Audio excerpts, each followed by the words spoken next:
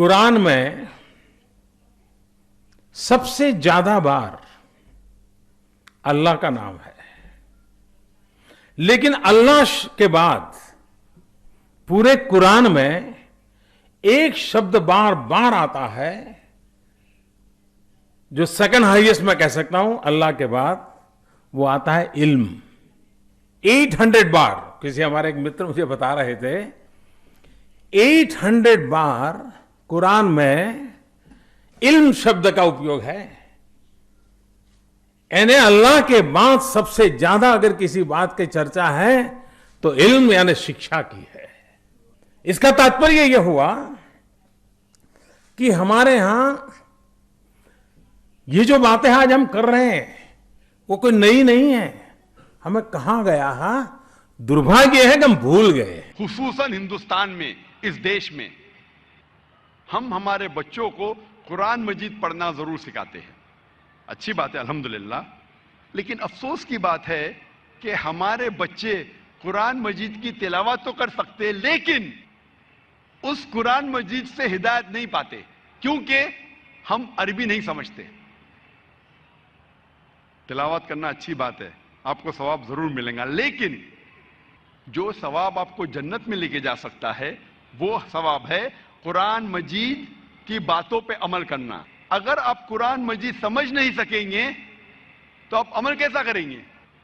अफसोस की बात है कि हमारे वालिदैन ने इसे अहम नहीं समझा कि वो हमें अरबी जबान सिखाए। लेकिन आज हमें हमारे बच्चों को अरबी जबान सिखाना बहुत जरूरी है, ताकि वो अल्लाह सुब्हाना व तआला का कलाम खुद अपने आप समझ सके। सबसे बेहतरीन तोहफा अगर आप अपने बच्चों को देना चाहते हैं वो है अरबी जबान सिखाओ और कुरान मजीद पढ़ने के लिए कहो और उससे हिदायत पाओ। इससे बेहतरीन तोहफा मैं नहीं जानता हूं कि बच्चों को अरबी जबान सिखाओ, पढ़ना और समझना, सिर्फ पढ़ना नहीं, पढ़ने के अलावा समझना, ताकि वो कुरान मजीद को पढ़ने के बाद अल्लाह सुब्हाना व तआला के अहकामात पे अमल कर सके। दूसरी किस्म की इल्म है दुनियावी इल्म। वो दुनियावी इल्म जो आपको अपने रब, अपने खालिक के करीब ले जाता है, वो आपके लिए बहुत बेहतरीन है। लेकिन वो इल्म जो कुरान और हदीस के खिलाफ है, अपने रब, अपने खालिक से दूर ले जाता है, वो आखिरत में कोई फायदे का नहीं। और आज के माशरे में सबसे बेहतरीन पेशा जो समझा जाता है वो है डॉक्टर का। अक्सर वालिदैन की ख्वाहिश है कि मेरा बेटा डॉक्टर बने। डॉक्टरी के पेशे में जब इल्म हासिल करते हैं मेडिसिन के बारे में, इसमें कई फायदे हैं। मेडिसिन का इल्म जानने के बाद आप हजारों इंसानों की जान बचा सकते हैं, अच्छा है। लेकिन इस इल्म के जरिए आप गलत काम भी कर सकते। एक तरफ है कि आप इंसानों की जान बचा सकते, दूसरी तरफ है कई बार नौजवान जब जिना करते हैं वो डॉक्टर के पास जाते अबॉर्शन करने के लिए, बच्चे को गिराने के लिए, हमल को गिराने के लिए। ये मेडिसिन के इल्म के जरिए कई डॉक्टर अबॉर्शन करते हैं उन नौजवानों के जिना को छुपाने के लिए। कई बार वालिदैन को जब पता लगता है कि मां के पेट में लड़की है तो वो चाहते हैं कि बच्चे को गिराए, अबॉर्शन करे, तो जाते डॉक्टर के पास। उस मेडिसिन के इल्म के जरिए वो डॉक्टर अबॉर्शन करता है, उस बच्चे को गिरा देता है। कुरान मजीद में अल्लाह ताला फरमाते हैं सूरह अनाम में सूरह नंबर 6 आयत नंबर 151 और सूरह इसरा सूरह नंबर 17 आयत नंबर 31 में कि आप अपने बच्चों का कत्ल मत करो। अल्लाह सुब्हाना व तआला आपकी और आपकी बच्चों की परवरिश करेंगे। आप फिक्र मत करो, आप अपने बच्चों का कत्ल मत करो। अल्लाह सुब्हाना व तआला आपके बच्चों और आपकी परवरिश करेंगे। तो ये जो दुनियावी इल्म है कई बार फायदेमंद है, کئی بار نقصان دہ ہے. ایسی مثال میں سینکڑوں دے سکتا ہوں, وقت کی قلت ہونے کی وجہ سے میں صرف ایک ڈاکٹری کی مثال دیا. ہم والدین کا فرض ہے کہ ہم اچھا ماحول اپنے بچوں کو دیں, اور آج اکثر والدین چاہتے ہیں کہ ہم ہمارے بچے کو ایک اچھی عمدہ انگریزی اسکول میں ڈالیں, کانوینٹ اسکول میں, اور بہت جدوجہد کرتے ہیں بچے کو کانوینٹ اسکول میں ڈالنے کے لیے. کئی بار لاکھوں روپیہ رشوت دیتے ہیں تاکہ میرے بچے کو کانوینٹ میں ایڈمیشن ملے. آپ اگر اپنے بچوں کو ایسے اسکول میں ڈالتے ہیں جو مغربی معاشرے کے بارے میں آپ کے بچوں کو سکھاتی ہے, جو اپنے رب سے دور لے کے جاتی ہے, وہ ایسی مثال ہے جیسے کہ آپ اپنے بچوں کے ہاتھ پیر باندھ رہے ہیں رسی سے اور اس کو پانی میں ڈال رہے ہیں اور کہتے ہیں کہ تیرو. آپ اگر اپنے بچے کے ہاتھ پیر باندھیں گے اور پانی میں ڈالیں گے, وہ بچہ کیسا تیرے گا؟ ذمہ دار کون ہے؟ ہم. اور ایڈوکیشن کے ذریعے ہم دیکھتے اسکول میں کئی مثال دے سکتا ہوں. اسکول میں سکھایا جاتا ہے تہذیب کے بارے میں کہ آپ اپنے والدین کی دیکھ بھال کے لیے ایک بوڑھے کا گھر قائم کرو. آپ اپنے والدین کی عزت کرو اور کیا کرو؟ ان کے لیے اولڈ ایج ہوم قائم کرو. یہ سکھایا جاتا ہے تعلیم میں, ویسٹرن تعلیم میں, اولڈ ایج ہوم, تاکہ والدین جب بوڑھے ہو جائے ان کو اپنے رستے سے ہٹا دو. اولڈ ایج ہوم میں ڈالو تو آپ فری ہے, آپ آزاد ہے. وہ آپ کی رکاوٹ بن رہے تو اولڈ ایج ہوم میں ڈالو. یہ اسلام کے خلاف ہے. اولڈ ایج ہوم, بوڑھوں کا گھر, اسلام کے خلاف ہے. اللہ تعالیٰ فرماتے سورہ انعام میں سورہ نمبر 6 آیت نمبر 151, سورہ عنکبوت سورہ نمبر 29 آیت نمبر 8, اور سورہ لقمان سورہ نمبر 31 آیت نمبر 15 میں کہ ہم نے انسانوں کو کہا ہے کہ وہ اپنے والدین سے اچھا برتاؤ کرے. اور اللہ تعالیٰ فرماتے سورہ اسراء میں سورہ نمبر 17 آیت نمبر 23 اور 24 میں کہ آپ اپنے رب کی عبادت کرو اور اس کے بعد اپنے والدین سے اچھا برتاؤ کرو, اور دونوں میں سے ایک یا دونوں ضعیف ہو جائے تو ان کو اف تک مت کہو, لیکن ان کے ساتھ اچھا برتاؤ کرو اور ان کے ساتھ حسن سلوک کرو, اور اللہ سے دعا کرو کہ ان کو برکت دے, کیونکہ انہوں نے بچپن میں میری پرورش کی. اسلام میں جب والدین ضعیف ہو جاتے, ایک یا دونوں, اللہ تعالیٰ فرماتے اف تک مت کہو. اور یہاں مغربی تعلیم میں ہمیں سکھایا جاتا ہے اولڈ ایج ہوم بناؤ. یہ اسلام کے خلاف ہے. مغربی تعلیم میں ہمیں سیکس ایڈوکیشن سکھایا جاتا ہے, اور جو میں مغربی تعلیم کہہ رہا ہوں وہ ہندوستان میں بھی, بمبئی میں بھی ہو رہا ہے.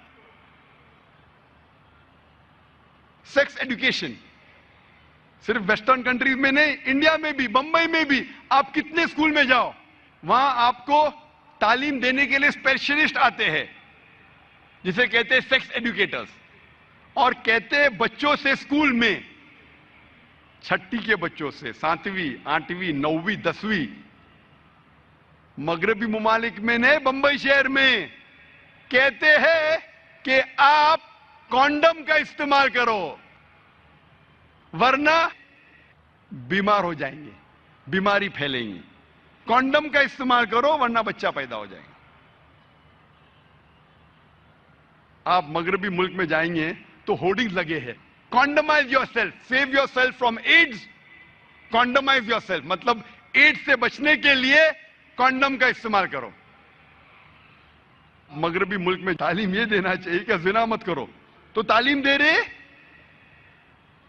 زنا کا راستہ دکھا رہے, کرو لیکن بیماری سے بچنے کے لیے کانڈم کا استعمال کرو. ہمارے معاشرے کو کیا ہوا ہے؟ اور افسوس کی بات ہے کہ اب پیرنٹس کو بلایا جاتا ہے اور ایک بھی پیرنٹ اپنا منہ بھی نہیں کھولتا ہے. ایک بھی پیرنٹ، وہ پیرنٹ کو بھی تعلیم دی جاتی ہے کہ اپنے بچوں سے کہو کہ کانڈم کا استعمال کرو. اور جب میں تقریر کیا تھا 10 سال پہلے، ایک سٹیٹسٹکس ہے یو کے کا، سن 1999 کا، 1999 کا، اور وہ سٹیٹسٹکس یہ کہتا ہے کہ اکثر لڑکیاں 19 سال ہونے کے پہلے 90% سے زیادہ لڑکی دے لوز دے ورجنٹی. ہندی میں کہوں گا کہ وہ زنا کرتی ہے. 90% سے زیادہ لڑکیاں 19 سال ہونے کے پہلے یو کے میں زنا کرتی ہے. اور ایک سٹیٹسٹک جو چند سال بعد کا ہے کہ یو ایس اے میں 95% of the girls lose their virginity before they leave college. 95%، 95%.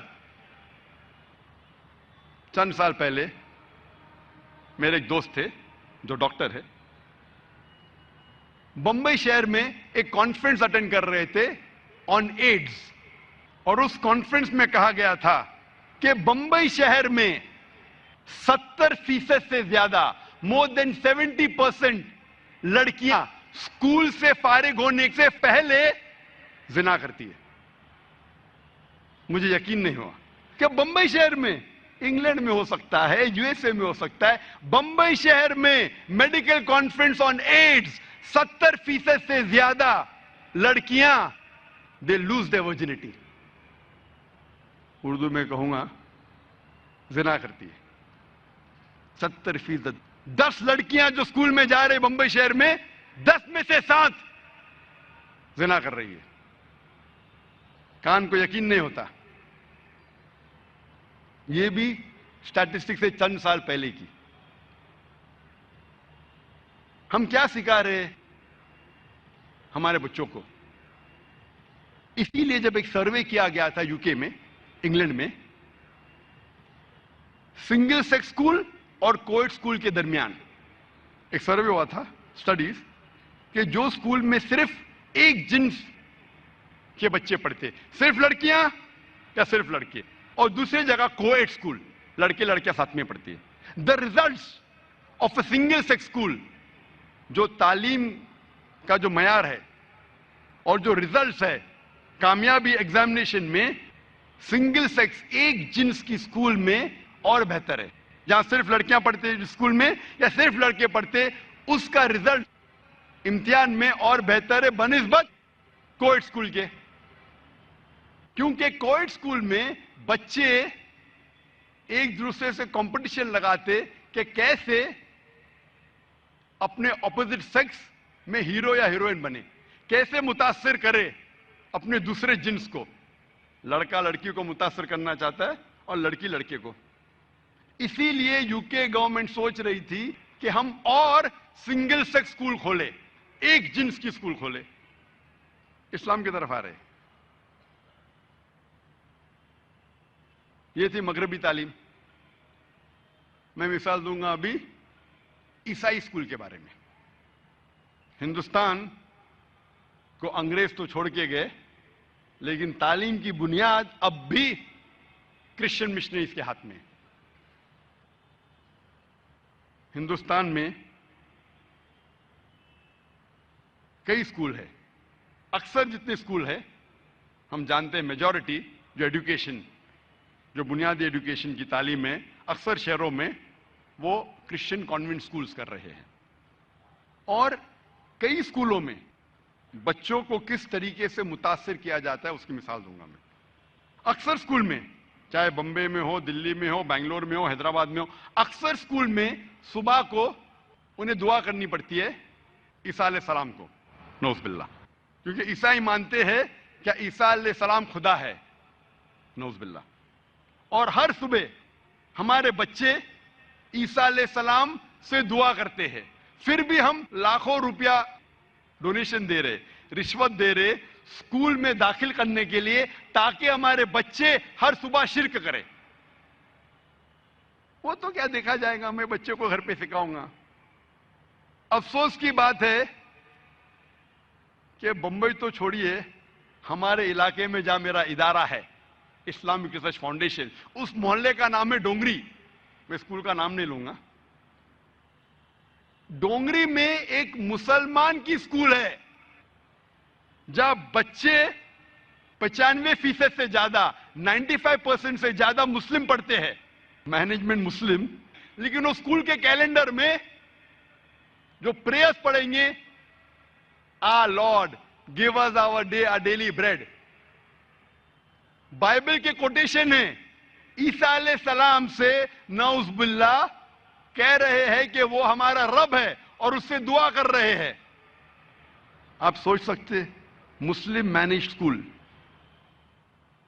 95% مسلمان پڑھ رہے ہیں, مینجمنٹ مسلم, اور بچے ہر روز بائبل کے ورسز پڑھتے صبح کو. جب پتا چلا تو ہم نے مینجمنٹ سے کانٹیکٹ کیا. الحمدللہ خوشی کی بات ہے کہ ان نے اس دعا کو بدل دی. لیکن کتنے سالوں سے پڑھا رہے تھے میں یہ نہیں جانتا ہوں. کچھ اسکول میں آپ دیکھیں گے کہ ننھے بچوں کو کس طریقے سے ان کے ذہن کو بھڑکایا جاتا ہے. مثال کے طور پہ کچھ اسکول ہے جو ہر صبح میں بچوں سے دعا کرواتے ہیں, یا اللہ ہم کو چاکلیٹ دے. کوئی چاکلیٹ نہیں ملتی. ہے رام مجھے چاکلیٹ دے. کوئی چاکلیٹ نہیں. او جیزس مجھے چاکلیٹ دے, اور اوپر سے چاکلیٹ گرتی ہے. وہ بچے کے ذہن میں کیا گزریں گی؟ وہ سوچیں گا کہ میں اللہ سے فرمان کرتا ہوں, اللہ سے دعا کرتا ہوں, کوئی جواب نہیں. رام سے دعا کرتا ہوں, کوئی جواب نہیں. عیسیٰ علیہ السلام سے دعا کرتا ہوں, فوراً چاکلیٹ ملتی ہے مجھے. پھر چاکلیٹ کے ریپر پہ لکھا ہوتا ہے یا اللہ. بچہ چاکلیٹ کو کھول کے کھاتا ہے, چاکلیٹ کڑوی ہوتی ہے. چاکلیٹ کے ریپر پہ لکھا ہوتا ہے ہے رام. چاکلیٹ کھولتے کھاتی ہے, چاکلیٹ کڑوی ہوتی ہے.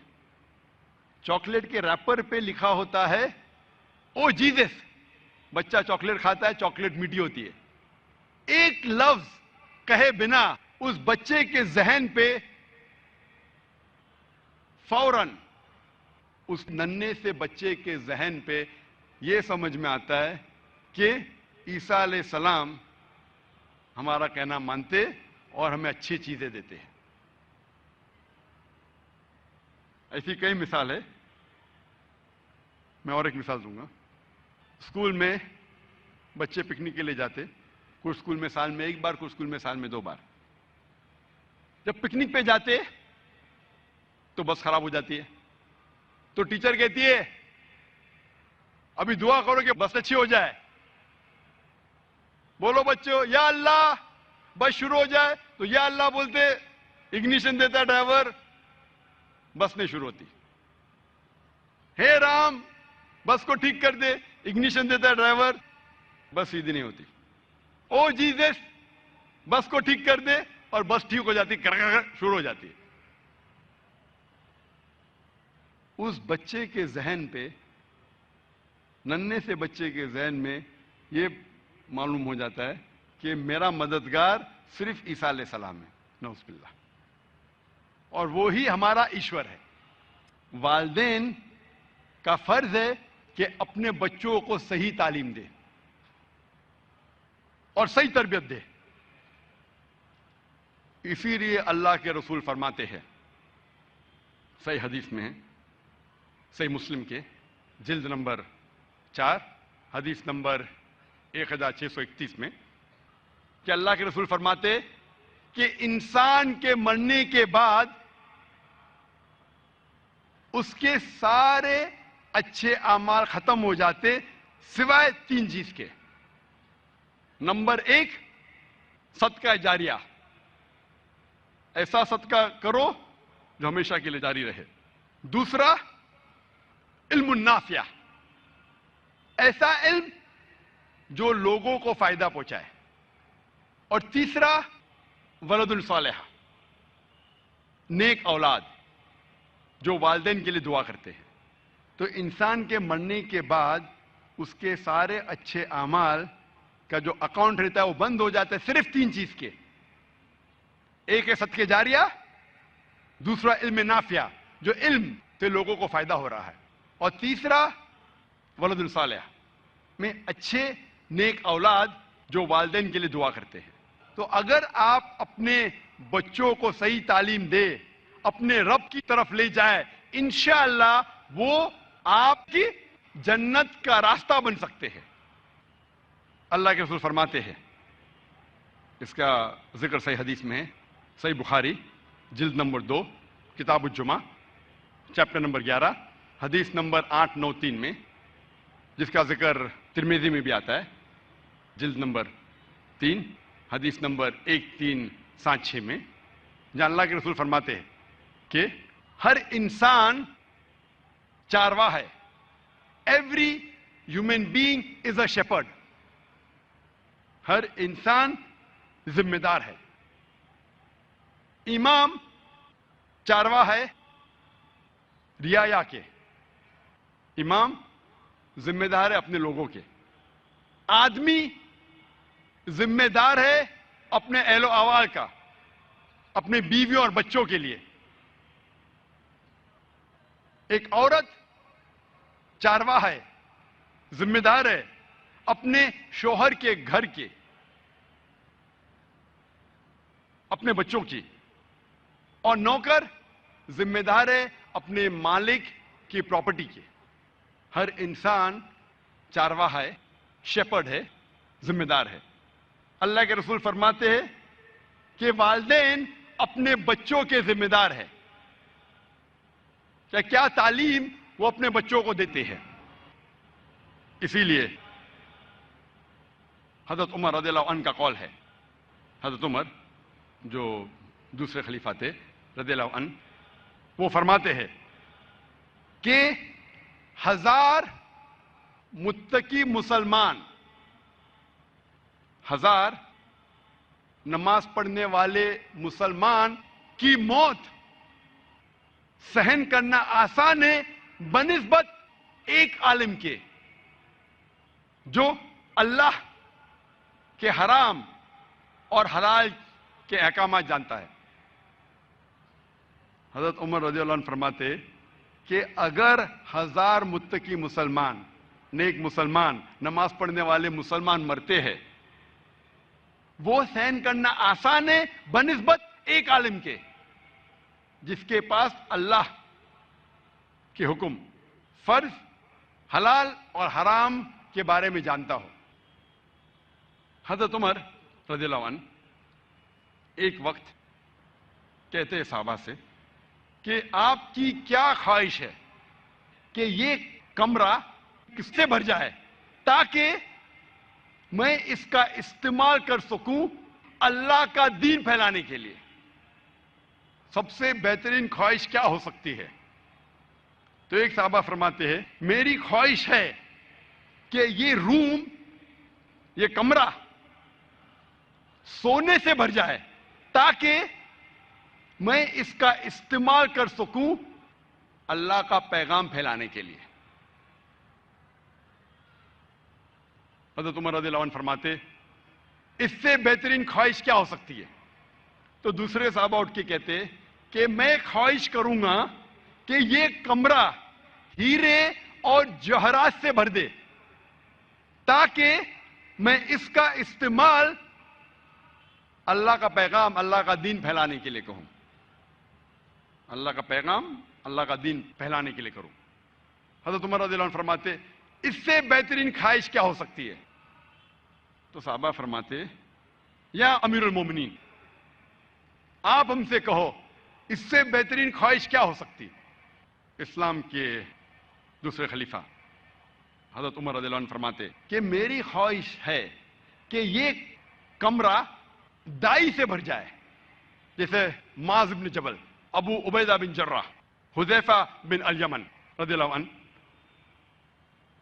تاکہ میں ان کو بھیجوں اللہ کا دین پھیلانے کے لیے. اس کال سے ہمیں پتا چلتا ہے کہ سب سے بہترین ہے مین پاور. ہم انسان سمجھتے ہیں کہ سب سے زیادہ ضرورت ہے دولت کی. دولت ٹھیک ہے, ضرورت پڑ سکتی ہے, لیکن سب سے اول نمبر پہ نہیں.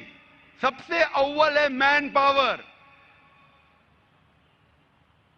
اچھے لوگ پیدا کرو, اچھے لوگ بناؤ, اچھے لوگ تیار کرو.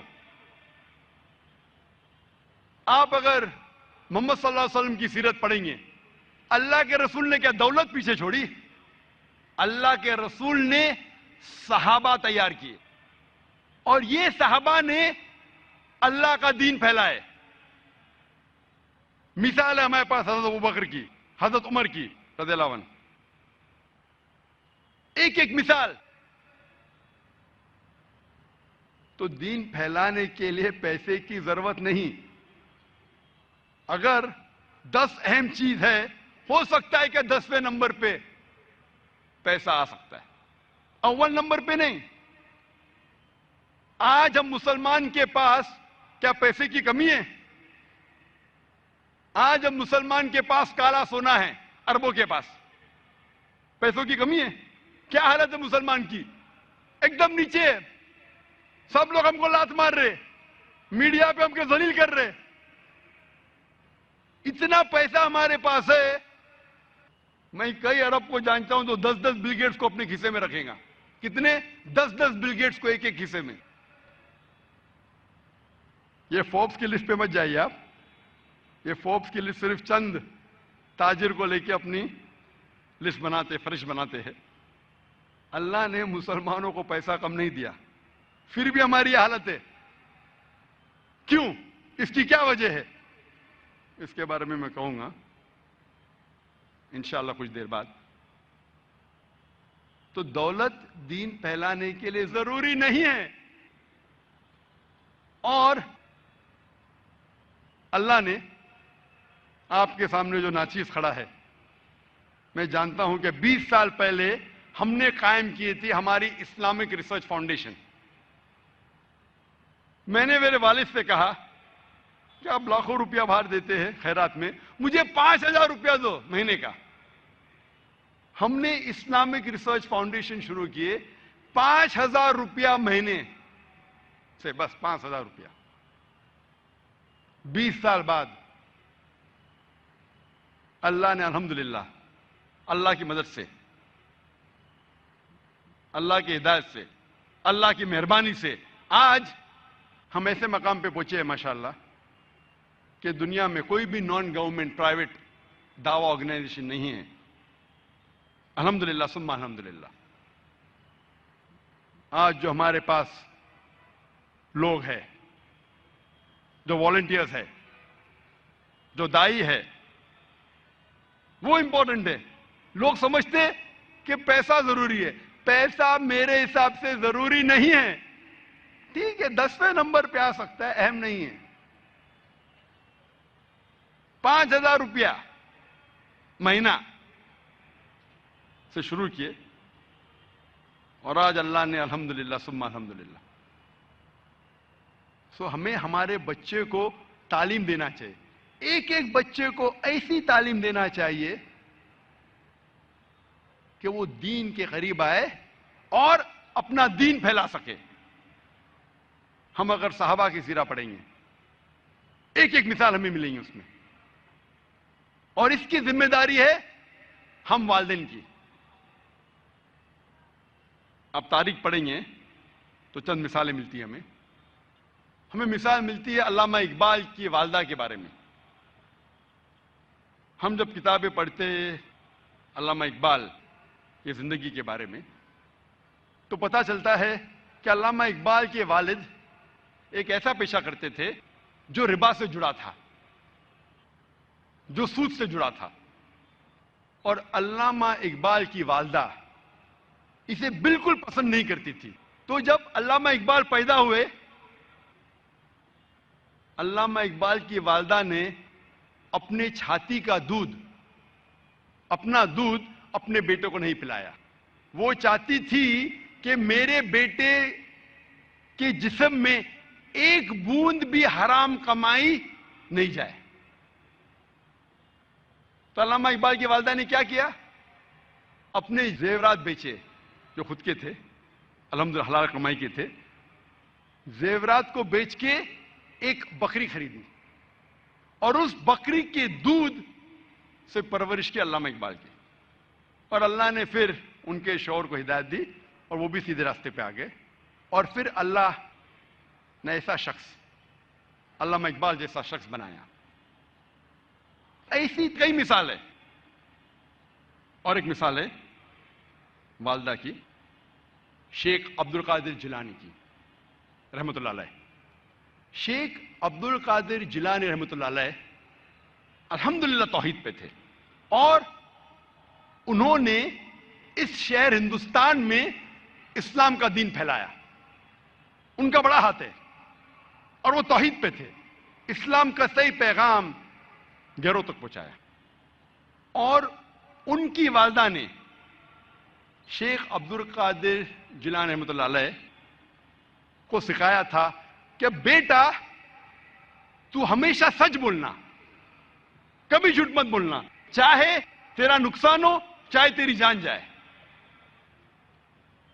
ایک وقت جب شیخ عبد القادر جیلانی رحمۃ اللہ علیہ جب ایک سفر کر رہے تھے تو ان کی والدہ نے کچھ اشرفیاں ان کے کپڑے میں سی دی تاکہ وہ گم نہ جائے، تاکہ کوئی انہیں چوری نہ کرے۔ جب وہ سفر پہ نکلتے ہیں تو ایک ڈاکوؤں کا گروہ انہیں پکڑ لیتا ہے، اور جب جانچ پڑتال کرنے کے بعد کچھ پیسہ نہیں ملتا ہے تو وہ ڈاکو کہتے ہیں شیخ عبد القادر جیلانی رحمۃ اللہ علیہ سے کہ تیرے پاس کچھ پیسے نہیں؟ انہوں نے کہا ہاں ہے، میری ماں نے میرے کپڑوں میں سی لی ہے، اور وہ جگہ دکھاتے ہیں۔ وہ ڈاکوؤں نے کہا کہ اگر یہ بچہ ہمیں نہیں بتاتا تو ہمیں کبھی یہ اشرفیاں نہیں ملتی ہے۔ وہ اتنے خوش ہوئے اس بچے کے ایمانداری سے اور پوچھا کہ تم نے ہمیں سچ کیوں کہا؟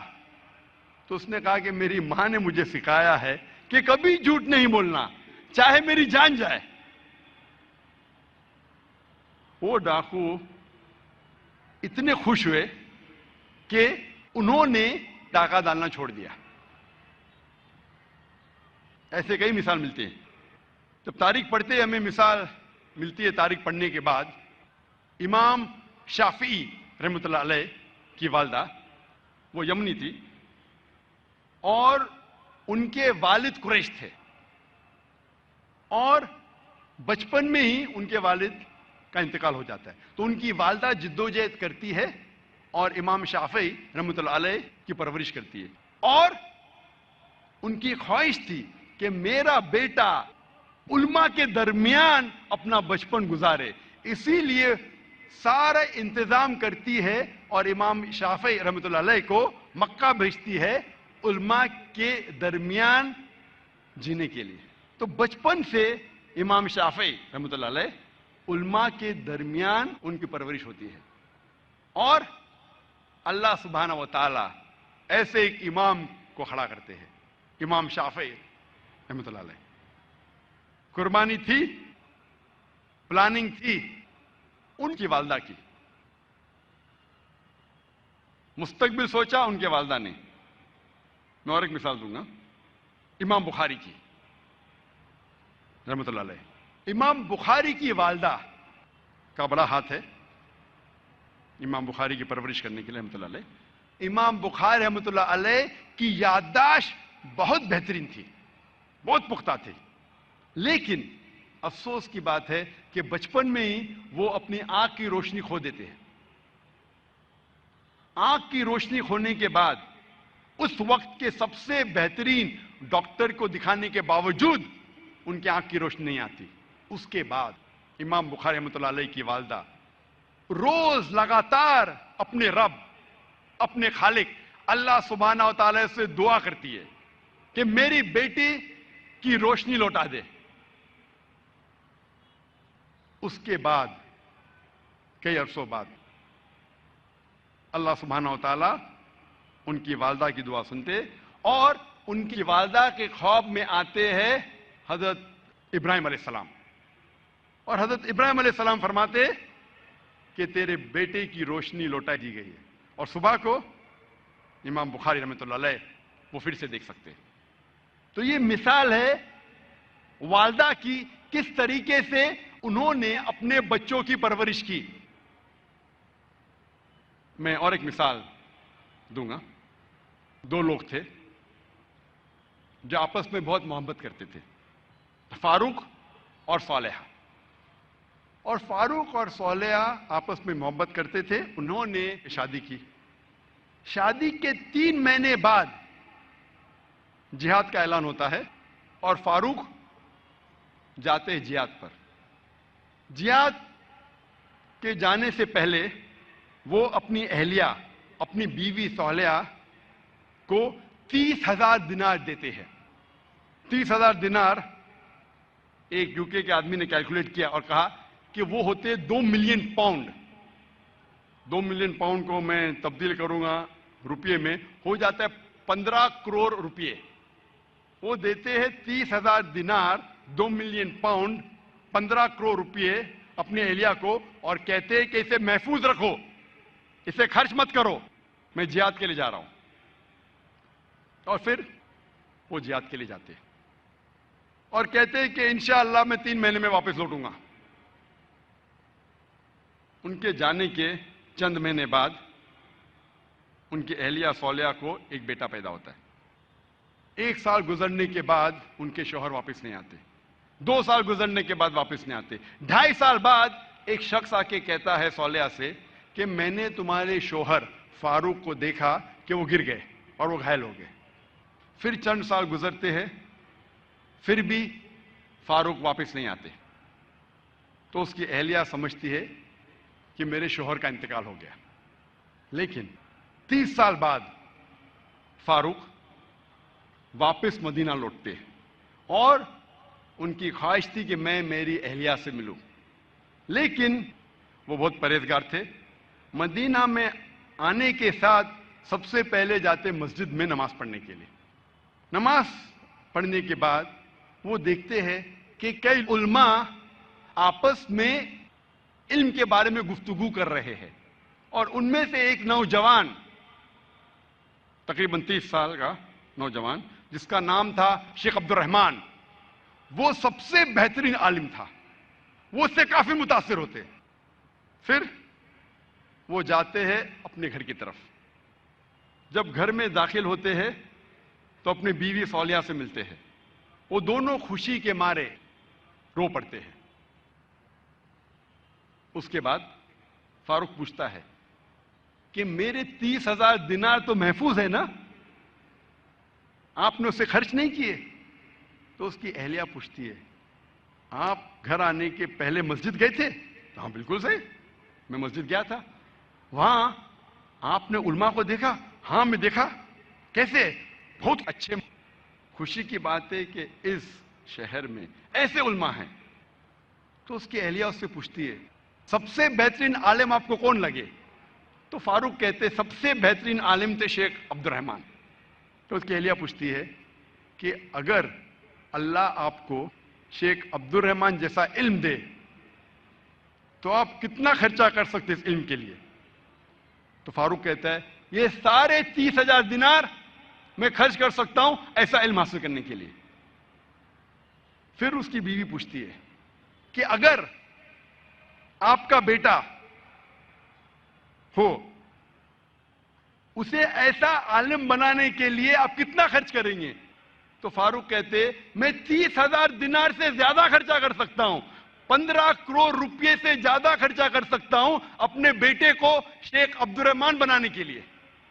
تو اس کی اہلیہ کہتی ہے آپ کے جانے کے بعد مجھے ایک بیٹا پیدا ہوا اور یہ شیخ عبد الرحمن آپ کا بیٹا ہے, اور آپ کے 30,000 دینار میں نے خرچ کیے اس کو عالم بنانے کے لیے. آپ سوچ سکتے اس وقت بیٹے کو عالم بنانے کے لیے والدہ خرچہ کرتی ہے 30,000 دینار, 2 ملین پاؤنڈز, 15 کروڑ روپے. آج کون سا مسلمان اپنے بیٹے کو عالم بنانے کے لیے 15 کروڑ روپیہ خرچہ کرنے کو تیار ہے؟ ہاں ڈاکٹر بنانے کے لیے نو پرابلم, डोनेशन देंगे, रिश्वत देंगे, 10 लाख, 15 लाख, 20 लाख, 50 लाख, 1 करोड़ डॉक्टर अमेरिका भेजने के लिए। मेरा बेटा अमेरिका में पढ़ रहा है, 2 करोड़ खर्चा करेंगे, 3 करोड़ खर्चा करेंगे। क्यों? बेटा अमेरिका में पढ़ रहा है। स्टेटस। मैं ये जानना चाहता हूं कि कितने मुसलमान अपने बेटे को आलिम बनाने के लिए 15 करोड़ खर्चा करेंगे। गिनती के आपको मिलेंगे उंगलियों पे। है अल्हम्दुलिल्लाह, आज भी हमारे मुआशरे में ऐसे मुसलमान हैं, लेकिन बहुत कम, उंगलियों पे गिन सकते, बहुत कम, लेकिन है अल्हम्दुलिल्लाह।